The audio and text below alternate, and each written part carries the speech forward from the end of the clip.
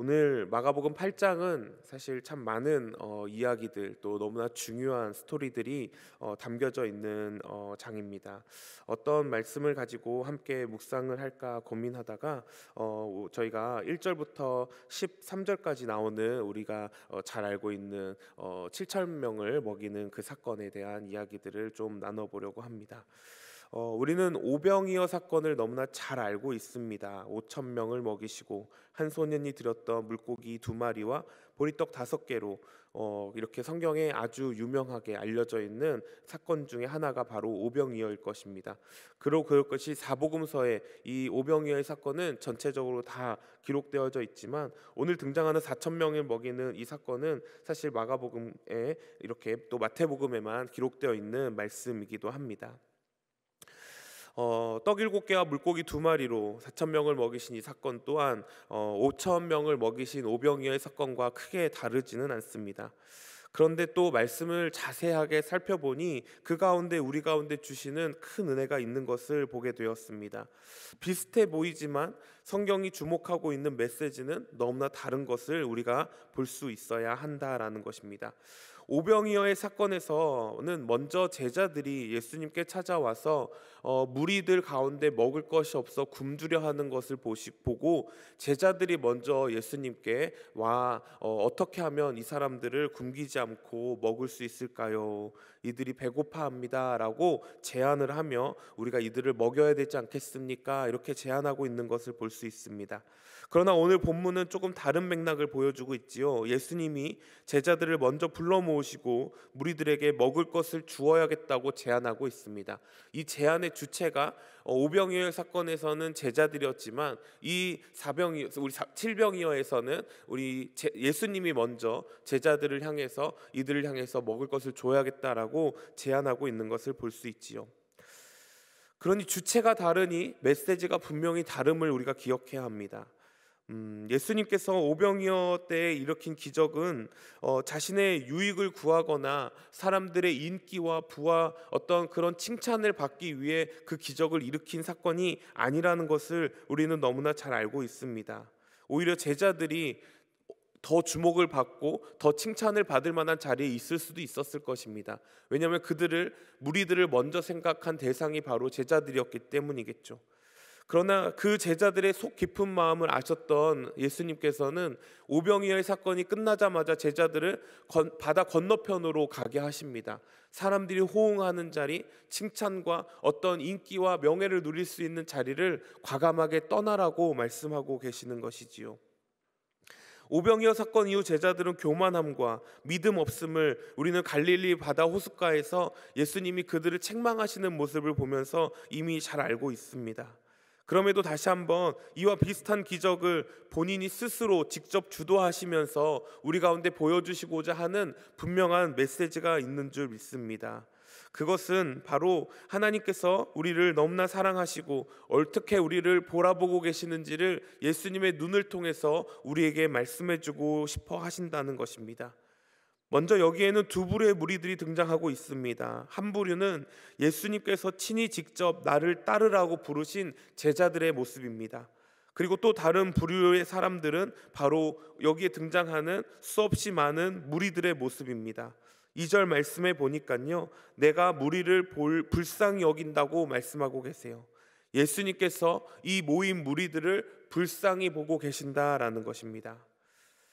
지금 이 칠병이어의 사건에 등장하는 두 번째 무리들은 이곳에 모인 목적과 이유를 정확하게 알 수는 없습니다. 왜 이 사람들이 이곳까지 모였을까? 그런데 우리가 나중에 말씀해 보니까 예수님이 그들을 향해서 이들이 4일 동안 예수님과 함께 말씀을 먹고 말씀을 누리는 사람들이었다라는 것을 보면 사흘 동안 참 말씀에 대한 갈급함이 있었고 예수님이 어떤 분이신지 알기 원하는 그런 간절함이 있었다라는 것을 알 수 있겠지요. 그러니 예수님은 그 말씀을 향한 간절함이 있는 자들, 그리고 예수님이 누군지 알고 싶어하는 그 갈급함이 있는 자들을 향해서 뭐라고 말씀하고 계십니까? 그 무리들을 불쌍히 여겼다라고 먼저 보고 계신다는 것이죠. 이 불쌍히 여기는 마음이 바로 예수님의 긍휼의 마음이자 그것이 우리 하나님 아버지의 마음인 줄 믿으시기 바랍니다. 우리가 이렇게 기도합니다. 아버지, 나를 불쌍히 여겨달라고. 하나님, 제발 저를 긍휼히 여겨달라고. 이런 기도를 가끔 하곤 합니다. 사실 제자들과 무리들은 예수님을 대하는 태도가 많이 달랐을 것입니다. 제자들은 이미 예수님을 쫓은 지 꽤 기나긴 시간이 지났습니다. 예수님이 어떤 분이실지 이미 알고 있었고, 그들의 많은 기적들을 예수님과 함께 표적을 나타내며 어떻게 보면은 예수님과 함께 먹고 자고 동거동락하는 삶을 오랜 시간 보낸 사람들입니다. 그런데 그들의 속마음은 한편으로는 예수님이 지금 이 이스라엘의 왕이 되어질 것을 기대하며 있었고, 그 왕이 되어질 때 과연 내가 예수님의 가장 측근에 있을 수 있는 사람인가라는 것을 두고 예수님이 십자가에 돌아가기 직전까지 그것을 두고 논쟁하는 것을 우리는 성경의 말씀을 통해 알 수 있지요. 그러니 그들의 속마음은 이미 내가 어느 한 자리를 차지해 보겠다, 왕 바로 옆에서 좌의정 우의정 하면서 내가 그 자리에서 호의호락하면서 살아가고 싶다라는 마음의 욕심과 교만과 탐욕이 있었던 것을 예수님은 이미 알고 있었던 것이지요. 그러나 다른 한 무리들은 어떻습니까? 예수님이 불쌍히 여김을 당하는 이 한 무리들은 정말 말씀에 대한 갈급함, 예수님을 향한 간절한 사모함이 그들 마음 가운데 있었다라는 것을 우리는 알고 있는 것이지요. 여기서 불쌍히 여기다라는 단어를 성경 원어로 살펴봤더니요, 애간장을 녹이다, 심장이 타들어가다라는 말씀의 뜻이 있더라고요. 그만큼 예수님은 제자들에게 관심이 있지 않고 지금 이 순간만큼은 자신을 향해 찾아와 정말 4일간이라는 시간을 함께 말씀과 동행하며 예수님에 대한 간절함을 가지고 살아갔던 자들을 향해서 마음이 애틋하다라는 것을 알 수 있는 것이지요.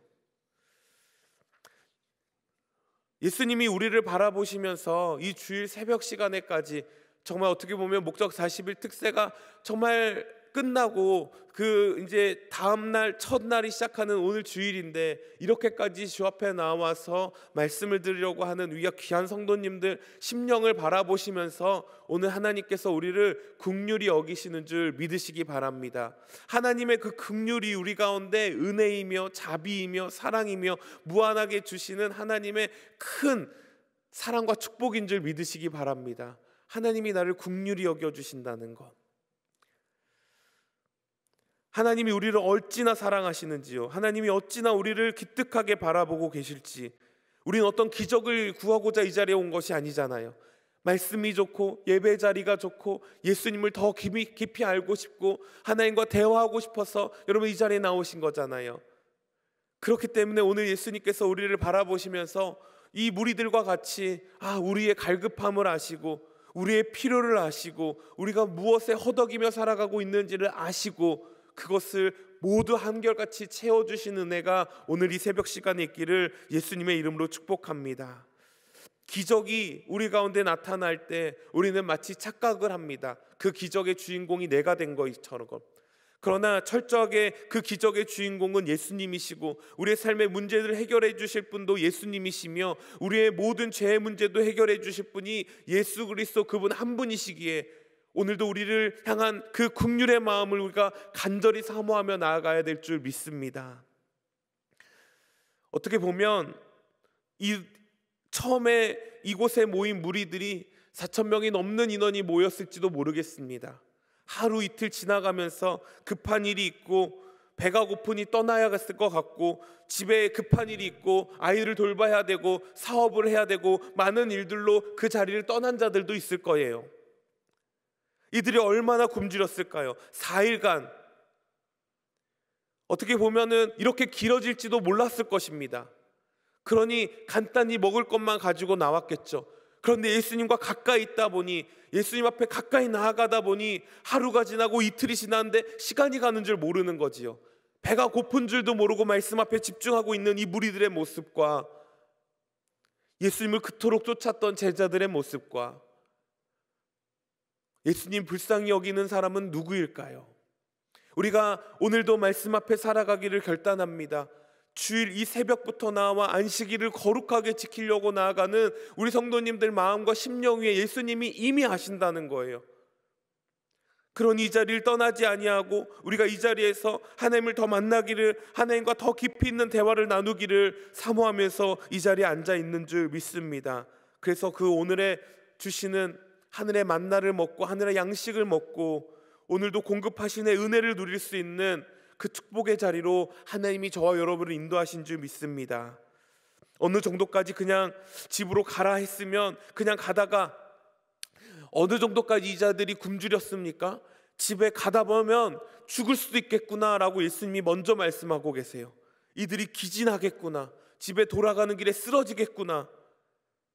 그러니 이 극단적인 상황인 거예요. 정말 허덕이며 어쩔 수 없이 말씀 앞에만 대하고 있던 이 사람들의 모습 가운데 예수님은 그들의 심령과 그들의 상황을 모르지 않으셨다라는 겁니다. 염려가 앞선 사람들은 떠났을 거예요. 계산적인 사람들은 떠났을 것입니다. 이것만 먹으면 먹을 게 없겠지, 이 물만 마시면 더 이상 마실 것이 없겠지, 계산하고 따지고 수지타산을 따지는 사람들 앞에서는 다 돌아가는 것밖에 선택할 길이 없었을 것입니다. 그러나 지금 남은 무리들은 어떤 사람들입니까? 말씀 앞에 목숨을 건 사람들이지요.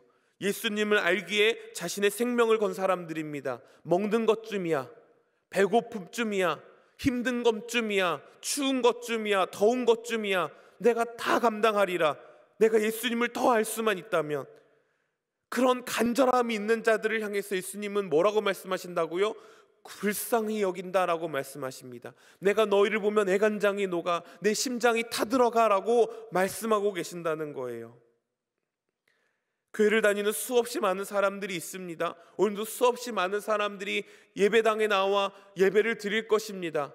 그러나 진짜 예수님 앞에 예수님이 불쌍히 여기시고 축복해 줄 사람의 대상이 누구라고요?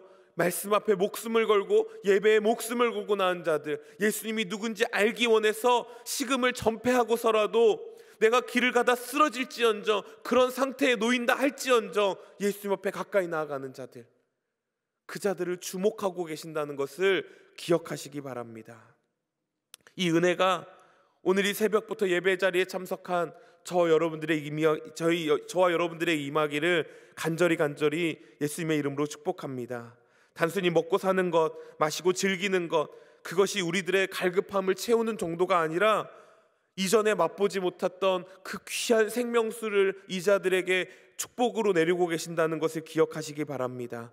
우리가 이렇게 예배 자리에서 우리의 마음을 걸고 우리의 생명을 걸고 나아갈 때 오늘 주일 말씀 가운데 목사님이 선포하시는 이 귀한 메시지 가운데 이전에 맛보지 못한 생명수와 같은 단 꿀송이보다 더 단 그 말씀이 우리 마음 가운데 심겨질 줄 믿습니다. 왜냐하면 하나님이 우리를 불쌍히 여기셨기 때문입니다. 내가 잘나서가 아니지요, 내가 힘이 있어가 아니지요, 내가 시간이 있어서 내가 육신적으로 건강해서 이 자리에 나올 수 있는 거 아니잖아요. 오직 하나님이 우리를 부르셨고 그 의지를 가지고 우리가 하나님 앞에 나아가는 순종의 자세로 나아가는 것뿐이잖아요. 그럴 때 하나님이 더 없는 사랑과 더 없는 축복으로 우리를 매일같이 새롭게 만들어 주실 줄 믿습니다. 제자들에게 이렇게 묻습니다. 너희들이 떡이 몇 개가 있느냐? 제자들이 대답을 하죠. 7개가 있습니다. 6절 말씀과 7절 말씀 우리 같이 한 번만 더 읽도록 하겠습니다. 6절 말씀과 7절 말씀입니다. 시작.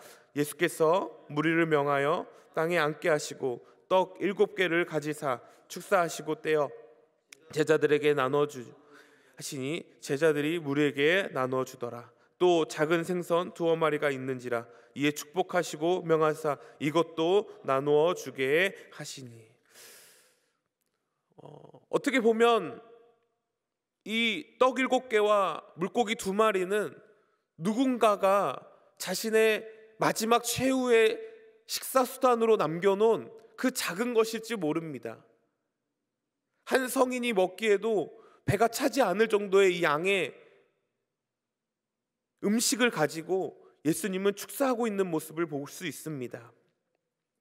우리가 예수님께 드림이 내가 보기에는 작은 것 같지만 예수님이 그것을 가지고 불쌍히 여기는 자들에게 축복을 하시고 그것을 떼어 나누시는 모습을 통해서 우리가 드리는 작은 손길 하나가 별것이 아니라는 것을 기억하시기 바랍니다.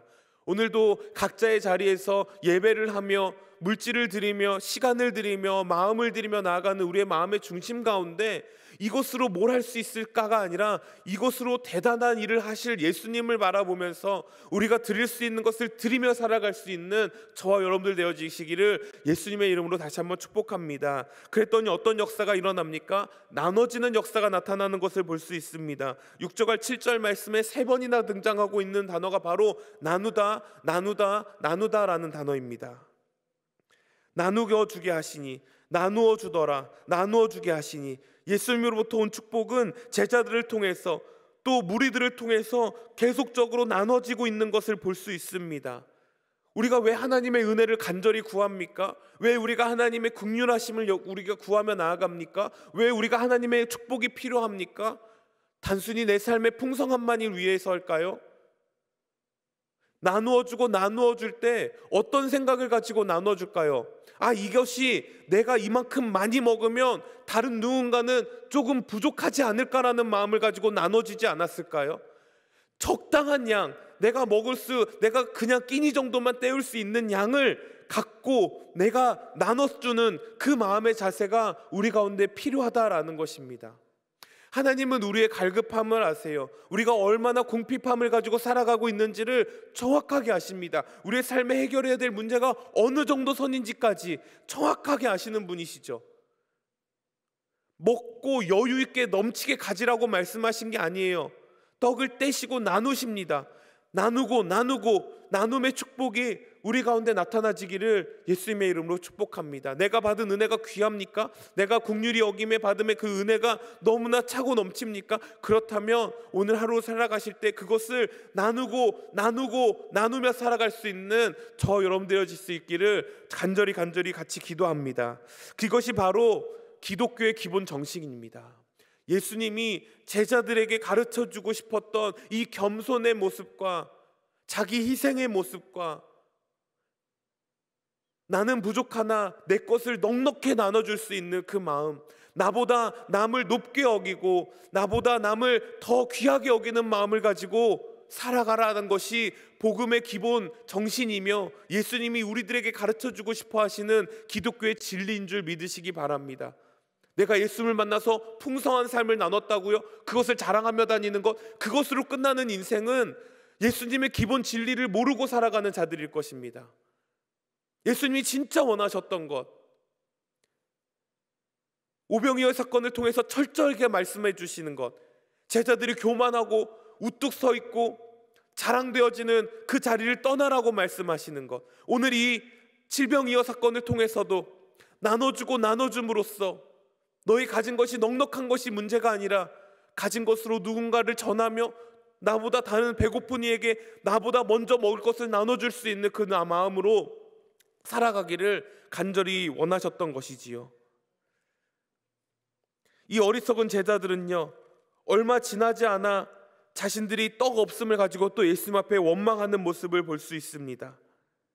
16절 말씀에 보니까요, 제자들이 서로 수군거리기를 이는 우리에게 떡이 없음이로다. 여러분, 얼마나 어리석습니까? 이게 얼마나 지난 사건인지 정확하게 성경은 기록하고 있지는 않지만 그래봤자 얼마 지나지 않는 시간일 거예요. 몇 년, 수십 년 지난 사건이 아니잖아요. 이렇게 귀한 은혜를 2번이나 누린 제자들은요, 여전히 우리에게 떡이 없습니다라고 예수님께 컴플레인, 불평불만하고 있는 모습을 볼 수 있어요. 그게 우리의 모습 아닐까요? 그럼 제자로 살아가시겠습니까? 아니면 이름도 없고 빛도 없는 이곳에 모인 4,000명의 사람 중에 한 사람이겠지만 그럼에도 불구하고 예수님의 말씀이 좋고 예수님을 알아가는 것이 좋아서 4일간 식음을 전폐하고서라도 예수님께 가까이 나가기를 간절히 사모했던, 그래서 예수님의 긍휼을 받았던, 나눔의 축복을 받았던 무리로 살아가길 원하십니까? 오늘 우리에게 이 질문을 던지실 때 우리는 과감하게 믿음으로 대답할 수 있어야 할 것입니다. 빛도 없이 이름도 없이 4,000여 명 속에 속한 한 사람일지 모르지만 그래도 저는 식음을 전폐하고서 먹는 것, 마시는 것 뒤로 하고서라도 예수님이 좋아서 예수님과 사흘 밤낮 함께 동행할 수 있는 그래서 예수님의 불쌍히 여김을 받고 그 긍휼히 여김을 받을 수 있는 자리를 선택하겠다고 믿음으로 고백할 수 있는 저와 여러분들 되어질 수 있기를 예수님의 이름으로 축복합니다. 이것이 기적인 줄 믿습니다. 같이 기도하겠습니다. 하나님 감사합니다. 오병이어의 사건이 얼마 지나지 않아 다시 칠병이어의 사건을 통해서 우리에게 하시고자 하는 메시지, 기독교의 기본 진리, 우리는 은혜를 입은 자로 그 은혜를 전하는 자리에 나가기 원합니다. 나누는 자리에 가기 원합니다. 기적을 구하는 세대가 아니라, 표적으로 기뻐하는 세대가 아니라 주님으로 기뻐하고 주님이 나와 함께 해주심을, 주님의 말씀을 나에게 먹여주심을 감사하며 나아갈 때 우리의 모든 필요가 주님이 아시고 채워주시는 그 놀라운 은혜를 경험하고 살아가는 저희들 될 수 있도록 주님 도와주시옵소서.